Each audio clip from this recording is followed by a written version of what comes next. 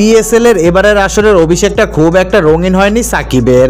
দীর্ঘদিন পর ক্রিকেটে ফেরাটা স্মরণীয় করতে পারেননি অলরাউন্ডার। তবে তার দল লাহোর ঠিকই ম্যাচ জিতে প্লে অফ নিশ্চিত করেছে।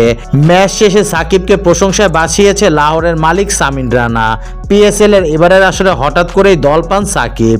লাহোরের হয়ে অভিষেক ম্যাচে ব্যাটিংয়ে নেমে কোনো রান না করেই ফিরে গেছেন এই অলরাউন্ডার। পরবর্তীতে বল হাতে 2 ওভার করেছে, ছিলেন উইকেট শূন্য। তবুও ম্যাচ শেষে সাকিব বন্দনায় মুখর লাহোর কালান্দার্সের কর্ণধার সামিন রানা। বোলিং অ্যাকশন সূত্রে দীর্ঘদিন পর ক্রিকেটে ফিরেছে সাকিব। নতুন বোলিং অ্যাকশনে উইকেট না পেলেও তার বোলিংয়ের প্রশংসায় পঞ্চমুখ লাহোরের মালিক।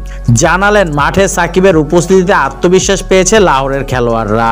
লাহোর কালান্দার্সের ফেসবুক পেজে প্রকাশিত এক ভিডিওতে সামিন রানা বলেন, অসাধারণ অভিষেক সাকিব ভাই, আপনি খুবই ভালো বল করেছেন। আমি আপনাকে আগেও বলেছি, সত্য বলছি, আপনার উপস্থিতি পুরো দলের আত্মবিশ্বাস বেড়েছে।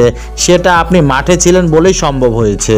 পেশোয়ার জালমির বিপক্ষে জয়ে প্লে অফ নিশ্চিত করেছে লাহোর।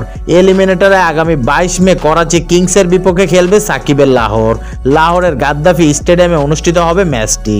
এরই মধ্যে টাইগার অলরাউন্ডার মেহেদী হাসান মিরাজকে দলে বেরিয়েছে লাহোর। দ্রুতই দলের সাথে যোগ দেবেন মিরাজ।